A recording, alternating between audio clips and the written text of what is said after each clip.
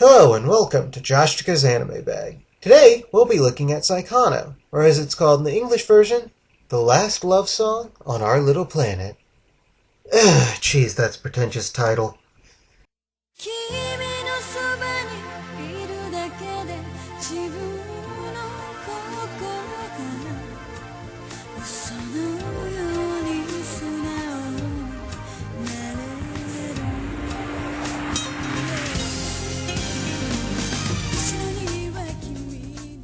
Our story starts mid-apocalypse, during a cataclysmic war that is tearing the world apart. But love still lives in the midst of it all as two Japanese high school students, Shuji and Chisei, have decided to start a romantic relationship together. Unfortunately, their relationship hits an odd snag early on. Plans for the future.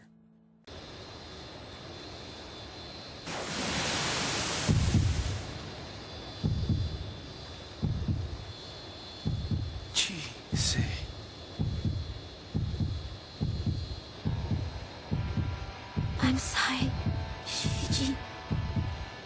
This is the thing that I've become. It turns out the Japanese military has turned Chisei, against her will, into a living weapon of mass destruction, forced to kill thousands of people at the drop of a hat if her country needs her. Can Shuji love a woman who's a living weapon? Can Chisei love herself?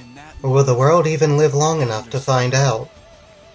So, will The Last Love Song on Our Little Planet be a hit for the ages? Or does it fail to even break the top 40? Well, let's take a look.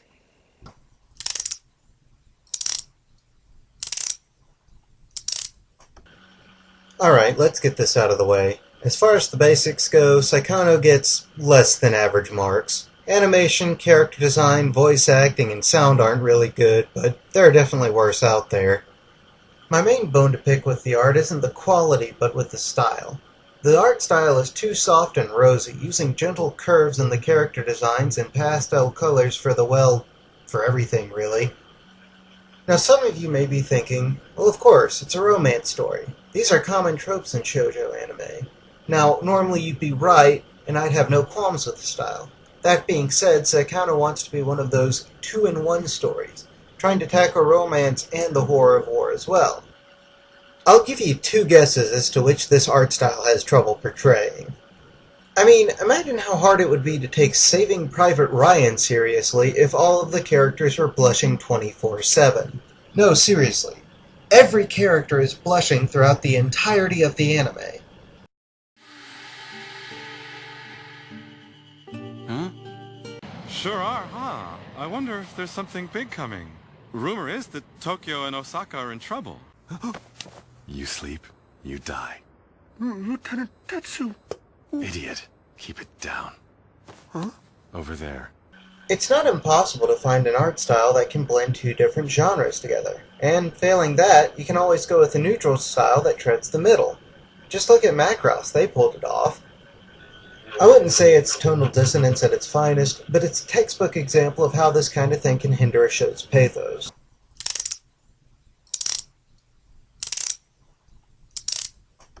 There are a lot of stories with subpar writing and terrible plots that manage to draw audiences to them in droves despite their failings, due to their likable characters.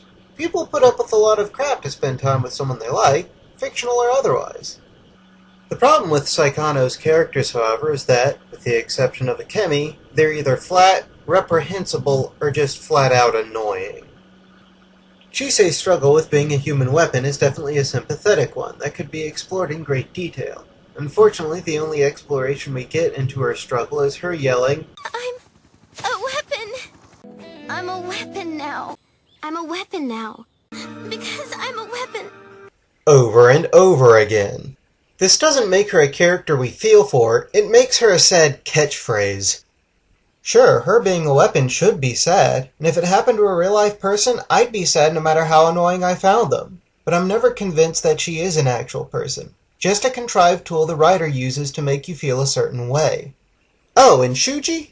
Yeah, he cheats on Chisei in one of the first episodes. That's not to say you can't make a sympathetic character that cheats, or that a good work of art can't explore the motives of a cheater in a helpful way, but he does it almost the exact second the relationship hits a snag. Aside from this, he's just a generic dopey high school student that the story wants us to relate to, but I just can't see them as anything other than reprehensible because they didn't give me anything else to latch on to. The rest of the characters? Well, I'd describe them, but it'd be about as much fun as describing the dimensions of a soggy cardboard box, so I'll go ahead and skip that if you don't mind.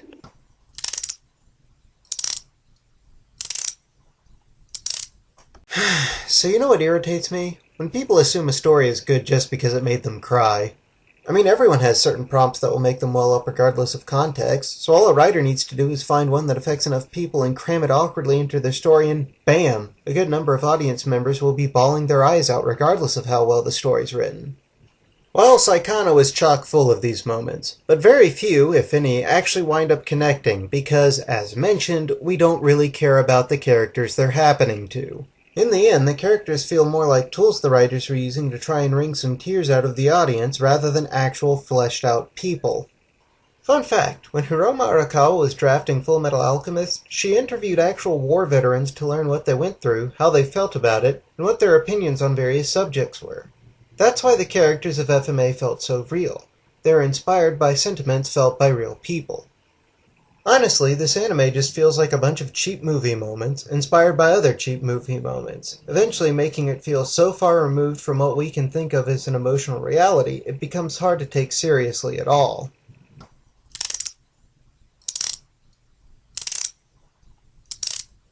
Basically, Saikano isn't interested in telling you a story or actually teaching you anything. It's simply interested with seeing how hard it can kick you in the tear ducts.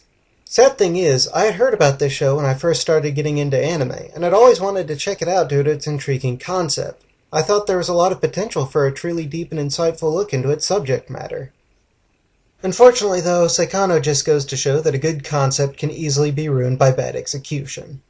So, for being more interested in wringing out your eyes like a used dish rag than it is in actually telling a good story, I give Saikano 1 star out of 4. And yes, that is the lowest rating I can give something here. So, good night, happy Valentine's Day, and may your love life be better than this steaming pile of crap. And hey, stay awesome.